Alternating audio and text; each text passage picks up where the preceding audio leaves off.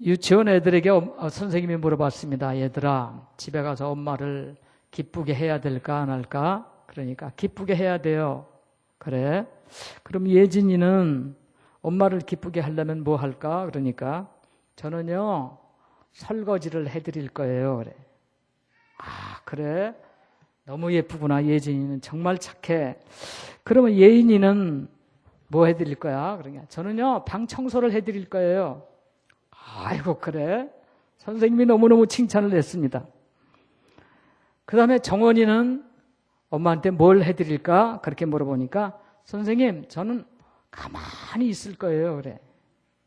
아니, 엄마한테 뭔가 해드려야지 왜 가만히 있어? 그러니까 엄마가요 저를 보고요, 너는 가만히 있는 게 엄마를 도와주는 거랬어요. 아이들은 정말로 순진하면서도 어떻게 보면 그 속에 막말로 능구렁이가 들어있는 그 어린아이라고 무시할 수 없는 그런 모습을 우리가 봅니다. 어린아이도 하나님이 택한 백성들입니다. 어린아이도 개인적인 인격을 가지고 영혼을 가진 존재입니다. 어린아이는 어른의 부속품이거나 장난감이거나 어른이나 기쁘게 해주는 꼭두각시가 아니라 하나님께서 창조하신 위대한 인물인 것을 믿으시기를 축원합니다. 자, 오늘 저는 사무엘상 16장에 다윗이 기름 부음 받을 때의 이야기를 가지고 오늘 여러분과 함께 은혜를 나누려고 합니다. 어느 날 사무엘 선지자가 하나님께서 내가 사울은 버렸으니까 너는 빨리 저 베들레헴 이새의 집으로 가거라. 그래서 사무엘 선지자가 이새의 집으로 가요. 이 집에 이 아들들 가운데 다음 왕으로 기름 부을 자가 있다는 겁니다. 그러니까 사무엘 선지자가 얼마나 기대가 되는지, 어떤 사람일까, 얼마나 기대가 되는지 흥분을 하면서 이새를 보고 당신 아들을 데려오라고 말합니다. 그러니까 이새가 예, 제 첫째 아들입니다. 그리고 오는데 키가 보통 사람보다 어깨 위는 더 높고 얼마나 인물이 준수하고 잘생겼는지, 첫째 아들, 둘째 아들, 셋째 아들이 나오는데 그렇게 잘생긴 거예요. 그러니까 큰아들, 둘째 아들, 셋째 아들이 나올 때마다 이 사무엘이 야, 이 사람이구나, 야, 이 사람이구나, 이 사람이구나. 그런데 그때마다 하나님께서 아니라는 거예요. 그러시더니 하는 말이 너는 외모나 용모나 그 신장을 보지 말아라. 하나님은 신장을 안 보십니다. 하나님은 용모를 안 보세요. 키 크다고 자랑할 거 하나도 없어요. 잘생겼다고 뽐낼 거 하나도 없습니다. 하나님은 신장이나 용모를 보지 않습니다. 너는 신장과 용모를 보지 말아라. 이들이 아니라는 거예요. 이들은 내가 택하지 아니하였느니라. 이렇게 말씀하시는 거예요. 7명의 아들이 다 지났는데 이들도 내가 택하지 아니했느냐, 얘도 내가 택하지 아니했느냐. 다 왔어요. 사무엘 선지자가 아니 이 아들 가운데 하나님이 택한 사람이 없다는데 이새 당신 아들 7분이요? 그러니까 뒷목을 긁으면서 하는 말이 하나가 있기는 있는데 말째가 하나 있기는 있습니다. 이 말은 말째가 하나 있기는 있는데 이 7 아들들보다 못난 별 볼 일 없는 애라는 거예요. 그래서 사무엘 선지자가 빨리 데려오라고 그래요. 빨리 데려오라. 근데 이 다윗은 그때 집안에 있지 않냐고 양을 치고 있었습니다. 양치기를 하는 다윗을 갑자기 빨리 아버지가 오라고 부르니까 씩씩대면서 뛰어왔는데 얼마나 땀구정물이 흘러내렸겠습니까? 키는 쬐끄맣고 땅딸하게 생겼는데 눈은 툭 삐져나오고 아주 얼굴이 푸르락푸르락한 것이 당돌하게 생긴 그런 어린 소년 하나가 나타난 거예요. 그 아이가 척 들었을 때 사무엘은 야, 이건 아닌데, 이건 아니잖아, 이렇게 생각하고 있는데 하나님이 그 마음속에 역사하십니다. 이 사람이다, 이 사람에게 기름을 부어라, 그러시는 거예요. 그래서 이새의 7 아들 가운데 별 볼 일이 없는 다윗이 기름 부음을 받고 나중에 이스라엘의 통합 이스라엘의 2대 왕이 되는 그런 역사가 일어나게 됩니다. 여러분, 여기서 볼 때 다윗은 왕이 될 만한 조건을 하나도 갖추지 못한 사람입니다. 우선 다윗의 집안이 왕의 가문이 아닙니다. 사울 왕이 초대 왕이었다면 사울 왕족 중에서, 사울의 아들이나 그 손자나 그 왕족 중에서 왕이 태어나야지, 엉뚱한 이세의 가정에서 왕이 일어난다는 것은 말도 되지 않는 일입니다. 어떻게 얼토당토하는 그런 집안에서 다음 왕을 선택할 수가 있었겠습니까? 뿐만 아니라 이세의 가문에서 왕을 세운다 하더라도 다윗은 장자가 아닙니다. 그렇기 때문에 왕이 될 자격이 없는 거예요. 당시의 이스라엘에서는 장자의 축복이 대단했습니다. 뭐든지 하나님의 축복도 모든 일이 장자가 이어받는 그런 역사였습니다. 그런데 장자도 아닌 8째 아들인 다윗이 어떻게 왕이 될 수 있겠냐 이 말입니다. 뿐만 아니라 다윗은 인물로 보나 학벌로 보나 인격으로 보나 다른 형제보다 나은 것이 전혀 없습니다. 왕이 될 만한 제목이 아니다 그 말이야. 어떻게 보면 다른 형제들에 비해서 가장 볼품없는 그런 사람이었는데 하나님은 그 잘난 사람 다 젖혀놓고 제일 막내 아들, 제일 배운 것도 없고 제일 어린 그 아들에게 기름을 부으라고 하셨냐 이 말입니다. 여기서 우리는 중요한 것을 깨달아야 됩니다. 우리는 이유는 모르지만 하나님께서 다윗을 선택하셨던 것처럼 이유는 모르지만 저와 여러분을 선택해 주셨습니다. 여러분이 다른 사람보다 더 잘났기 때문에 선택을 받았다고 생각하십니까? 많이 배웠습니까? 많이 가졌습니까? 많이 높은 자리에 앉으셨습니까? 뭐 선택을 받을 만큼 착한 일을 많이 하셨습니까? 오늘 우리는 하나님 앞에 선택받을 만한 그런 자격, 조건이 아무것도 없는 사람들입니다. 그런데 하나님은 왠지 모르게 다윗을 좋아하셨고 왠지 모르게 다윗을 선택하신 것처럼 하나님은 왠지 모르게 저와 여러분을 사랑하셨고 저와 여러분을 선택해 주신 줄로 믿습니다. 옆에 분들에게 한번 축하의 인사하세요. 축하합니다. 뭘 축하하냐고요? 선택받은 걸 축하해야 돼요. 다시 하나님 앞에 선택받은 걸 축하드립니다. 다윗이 가문이 좋아서 선택받은 게 아니에요. 그러니까 더 감사하죠. 다윗이 인물이 좋아서 선택받은 게 아니에요. 그러니까 더 감사하죠. 다윗이 큰아들이라 선택받은 것도 아닙니다. 그러니까 더 감사하죠. 어느 형제보다 잘났기 때문에 선택받은 것도 아닙니다. 그러니까 왜 하나님이 선택해 주셨는지는 모르지만 어쨌든지 간에 얼마나 감사한지 말할 수가 없습니다. 어떤 사람은 그러대요. 왜 하나님은 나는 선택하셨는데 아무개는 선택 안 하셨는지. 하나님은 차별하시는 그런 하나님인가? 그렇게 얘기하는 사람들이 있습니다.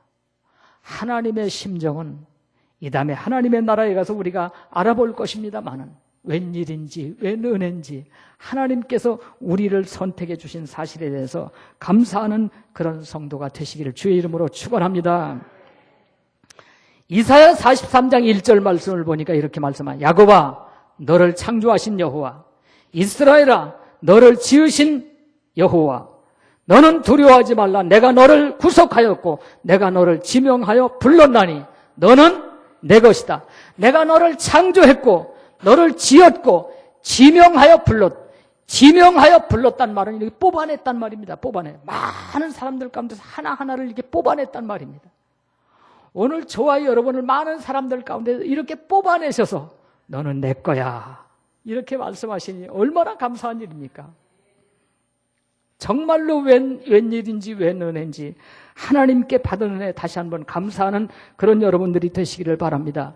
너는 내 거라 말씀하시면서 4절 말씀을 보니까 이렇게 말씀하셨습니다. 내가 너를 보배롭고 존귀하며 내가 너를 사랑하였은즉 네가 내 눈에, 네가 하나님의 눈에 보배롭고 존귀하며 내가 너를 사랑하였은즉 얼마나 귀한 말씀입니까? 그러므로 내 대신 사람들을 내어주며 백성들이 내 생명을 대신하리니 두려워하지 말라. 내가 너를 택했고 지었기 때문에 내가 너를 책임져 주겠다 라는 말씀입니다. 얼마나 놀랍고 감사한 말씀입니까? 요한복음 15장 6절에서 예수님도 그런 말씀을 하셨습니다. 너희가 나를 택한 것이 아니요 내가 너희를 택하여 세웠나니. 아멘.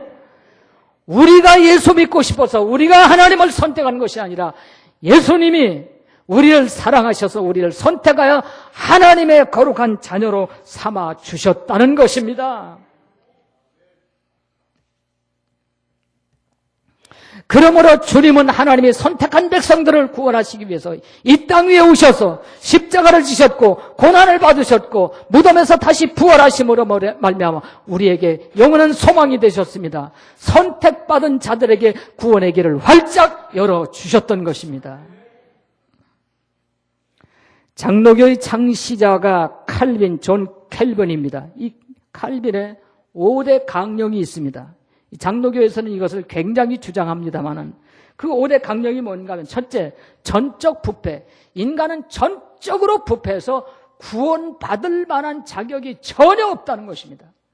의인은 없나니 하나도 없습니다. 선을 행하는 자는 없나니 하나도 없습니다. 여러분, 성도들이 굉장히 믿음이 좋은 것 같지만 어떤 환경, 어떤 문제, 어떤 환경을 만났을 때는 그 믿음이 어떻게 돌변하는지 모릅니다. 그래서 완전한 믿음을 가진 자도 세상에 없습니다. 목사라고 완전하고 장로라고 완전하고 권사라고 완전한 것이 아니라 언제 어느 때 어떻게 돌변할지 모르는 것이 인간이라 이 말이에요. 야, 저 사람 참 믿음 좋다 그랬는데 어떤 환경에 딱 부딪히니까 그 모습이 완전히 바뀌어지는 그런 모습들을 얼마든지 우리는 세상에서 봅니다. 그러므로 인간은 전적으로 부패한 존재이지 완전한 존재가 아무도 없습니다. 그러므로 인간의 행위나 인간의 공로로는 이 세상에 구원받을 자가 아무도 없습니다. 두 번째, 무조건적인 선택. 하나님께서 우리를 특별한 일이 있어서 시험을 봐가지고 이 수준 80점 이상 받는 사람 이렇게 선택한 것이 아니라 하나님이 무자위적으로 무조건 선택하셨다는 거예요. 무조건 선택하시는 그 속에 저와 여러분이 들어가는 것을 감사하시기를 축복합니다. 무조건 선택하신 거예요. 어떤 기준을 세워놓고 이 기준에 올라온 사람만 선택하는 것이 아니라 무조건 선택하셨다는 거예요. 그리고 제한된 속죄, 선택한 사람만 속죄하는 것이지 아무나 죄를 사해 주는 것이 아니라는, 선택한 사람만 주님의 예수 그리스도의 피로 말미암아 속죄함을 받고 영원한 하나님의 자녀가 되는 그런 축복을 주셨다는 것입니다. 불가항력적인 은혜, 하나님께서 주신 은혜 우리는 항거할 수 없고 하나님이 나를 선택하셨을 때 우리는 항거할 수 없다는 거예요. 그냥 하나님의 선택 안에 그냥 들어갈 수밖에 없는 그런 존재가 인간이라고 하는 그런 사실입니다. 마지막으로 다섯 번째가 구원의 완전성. 하나님이 일단 택하시면 그는 완전히 구원하는 것이지 구원했다 버렸다, 구원했다 버렸다, 좀 착한 일 하면 구원했다가 좀 안 좋으면 버렸다가 그러시는 하나님이 아니라 우리를 택한 백성을 끝까지 책임져 주시는 그런 하나님이라는 사실을 말씀해 주시고 있는 것입니다. 그러므로 오늘 우리가 선택받은 자의 반열에 들었다는 것은 전적인 하나님의 은혜입니다. 하나님의 축복입니다. 이거는 세상 사람들이 말하는 대로 행운입니다. 복입니다. 선택받은 자의 기쁨입니다. 선택받은 자의 특권입니다. 얼마나 감사하고 얼마나 놀라운 일입니까? 시편 65장 4절 말씀을 보니까 주께서 택하시고 가까이 오사 주의 뜰에 거하게 하신 사람은 어떻게 뭐가 있나이다? 복이 있나이다. 주님이 택하시고 가까이 오게 하사 주님의 뜰에 거하게 하신 사람은 복 있는 사람인 줄로 믿습니다. 오늘 저와 여러분을 선택하셔서 오늘로 주님 앞에 가까이 나올 수 있도록 인도하신 하나님께 영광을 돌립니다. 그러므로 아무런 조건 없이 나를 부르시고 나를 택하신 그 은혜를 생각할 때 우리는 늘 울어도 눈물로써 못 갚을 줄 알아 이 몸밖에 더 없어서 이 몸 바칩니다. 그렇게 찬양할 수밖에 없는 줄로 믿습니다. 이 은혜가 오늘 여러분 속에 충만하시기를 바랍니다. 이 감사가 여러분 속에 충만하시기를 축원합니다. 여러분, 5월은 가정의 달이며 오늘은 특별히 어린이 주일로 전 세계 교회가 어린이 주일로 지킵니다. 오늘 하나님께서 주신 축복 가운데 가정의 축복이 가장 귀한 것이고 그 중에서 우리에게 자녀를 주신 것이 얼마나 귀한 일인지 모릅니다. 어떤 결혼 안 한 40대 그 여성이 그런 얘기를 하더라고요. 결혼 안 한 것에 대해서는 전혀 후회가 없대요. 50대가 된 분인가요? 결혼 안 한 것에 대해서는 미련이 하나도 없는데 자녀가 없는 것은 조금 그렇대요. 결혼은 안 했어도 자녀는 좀 있었으면 좋겠대요. 자녀는 이와 같이 귀한 것입니다, 여러분. 그러므로 오늘 여러분의 가정에 하나님께서 자녀를 주셨다는 사실을 감사하시기를 바랍니다. 감사하면서 이 자녀들을 믿음 안에서 여러분들이 키우는 것은 너무나도 중요합니다. 여러분, 오늘 다윗이 선택받은 이야기를 했는데 다윗의 부모에 대해서 구체적인 얘기는 나와 있지 않습니다. 그러나 우리가 아는 것은 룻기를 보면 다윗의 정조모가 누구라고 그랬습니까? 룻이라고 그랬습니다. 룻은 이방 사람이었지만 그 어머니를 따라서 어머니의 백성이 나의 백성이요 어머니 하나님이 내 하나님입니다. 어머니가 섬기는 하나님을 나도 섬기겠습니다. 그리고 따라갔지 않습니까? 그리고 그가 베들레헴에 올라갔다가 너무나도 좋은 남편을 만났고 그리고 아름다운 가정을 이루게 됐고 그리고 자녀를 낳기 시작합니다. 아들을 낳고 그 다음에 손자를 보고 정손자까지 보았는데 여러분 그 가문에서 다윗이 탄생합니다. 그러면 그 룻이라는 여성이 그 아름다운 가정을 이루고 자녀를 주셨을 때 얼마나 감사하면서 그 자녀를 믿음으로 키웠을까요? 우리가 감히 상상해 볼 수 있지 않겠습니까? 그러므로 다윗이 선택받은 것은 우연히 선택받은 것이 아니라 그 부모의 기도가 있었고 그 부모의 교육이 있었고 그 부모가 어렸을 때부터 하나님을 바로 섬기는 것을 보았기 때문에 다윗은 어렸을 때부터 목동으로 나가서 양을 치면서도 그는 먼 하늘을 바라보면서 언제나 하나님을 찬양했던 그런 모습을 봅니다. 내가 양을 목자로서 인도하는 것처럼 전능하신 하나님은 나의 목자가 되신다. 그렇게 생각을 하면서 그는 늘 노래를 불렀지 않습니까? 여호와는 나의 목자시니 내게 부족함이 없으리로다. 여호와는 나의 목자시니 내게 부족함이 없으리로다. 나로 하여금 푸른 초장에 눕게 하시며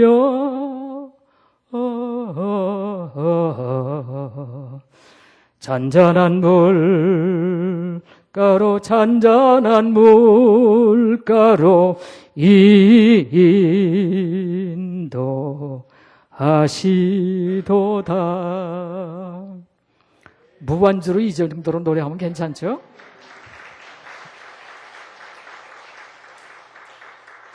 그 다음에 진실로는 안 올라가요.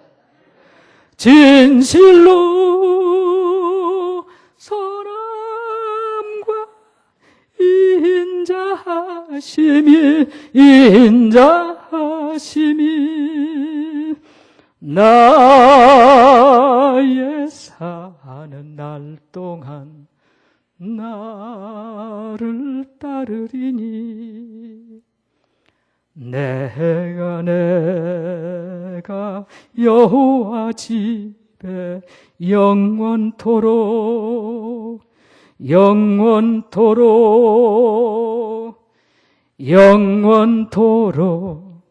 거하리로다.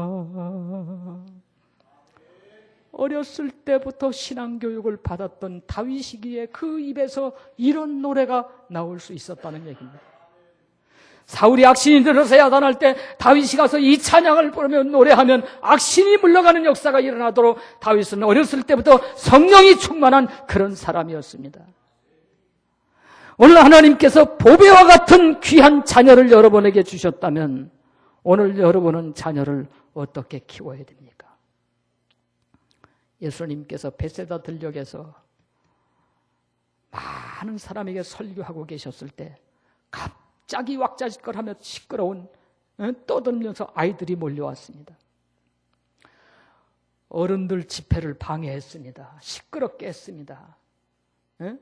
분위기를 망쳤습니다. 제자들이 옆에서 보고 화가 나서 아이들을 야단쳤습니다. 너희들은 오지 말라. 여러분, 애들은 와봐야 시끄럽지요. 소비성입니다. 말썽만 부립니다. 문제만 일으킵니다. 그래서 어른들은 아이들은 필요 없는 것 같이 생각합니다. 오늘날 교회가요, 아이들이 필요 없고 아이들은 헌금도 많이 안 하고 헌신도 많이 안 하니까, 그렇다고 여러분들이 아이들을 무시한다면 교회의 미래는 없습니다, 여러분. 그래서 제자들이 아이들을 야단쳤어요. 그때 예수님께서 성경을 보면 분노하십니다. 분노. 화를 막 내시면서 어린아이들이 내게 오는 것을 금하지 말아라. 어린아이들이 내게 오는 것을 금하지 말아라. 여러분, 주님은 그러시면서 아이들을 안아주시고 품어주시고 안수해주시고 축복해주십니다. 오늘 교회는 바로 어린아이들을 안아주고 품어주고 축복해주는 교회가 되어야 됩니다. 오늘 어렸을 때부터 예수 믿는 건 얼마나 중요한지 모릅니다. 여러분, 그 세계 어린이 전도협회 미국의 종교 심리학자인 보노 박사가 조사를 했어요. 성공한 크리스찬 전문직에 있는 사람들, 100대 재벌 아래 들어가는 사람들, 그들이 거의 70%가 예수 믿는 사람들이에요. 그래서 당신이 언제부터 예수 믿었느냐? 그걸 질문해 봤더니 20세 미만에서 예수 믿은 것이 60% 이상이에요. 그 외에 30대, 40대, 50대, 60대 간에서는 겨우 조사한 몇천 명 가운데서 한 명이 내가 늙어서 예수 믿었다는 사람이 있고요. 없습니다. 어렸을 때부터 예수 믿은 사람들. 나이가 들어서요, 세상에 찌들어서 나이가 들어서 예수 믿은 사람은 참 믿음이 들어가지 않습니다. 그러나 어렸을 때부터 청소년 때부터 예수 믿은 사람들은요, 그 바탕이, 어린아이들은 그래 바탕이 깨끗하고 맑기 때문에 믿음을 바로 받아들이고 순수하게 예수 믿기 때문에 그들이 아름다운 신앙의 사람으로 자라나는 것을 볼 수가 있습니다. 그래서 초대교회 유명한 교부였던 폴리카본 9살 때 그리스도를 영접했어요. 미국의 부흥운동에 그 유명했던 조나단 에드워드 목사는 7살 때 주님을 영접했어요. 또 진델돌프 백작이라는 사람은 그 4살 때 주님을 영접하고, 매튜 헨리라는 그런 신학자는 11살 때 주님을 영접하고, 모두가 다 어린아이 때 주님을 영접했던 사람이 결국은 위대한 믿음의 사람으로 하나님의 영광을 드러내는 그런 사람들이 됐다는 것입니다.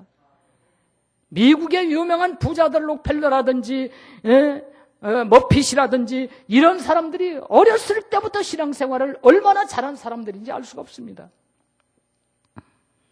이렇게 어렸을 때부터 부모를 따라서 늘 교회를 출입한 사람은 특별하게 세상으로 나가지 않습니다. 특별하게 잘못되는 일이 없습니다.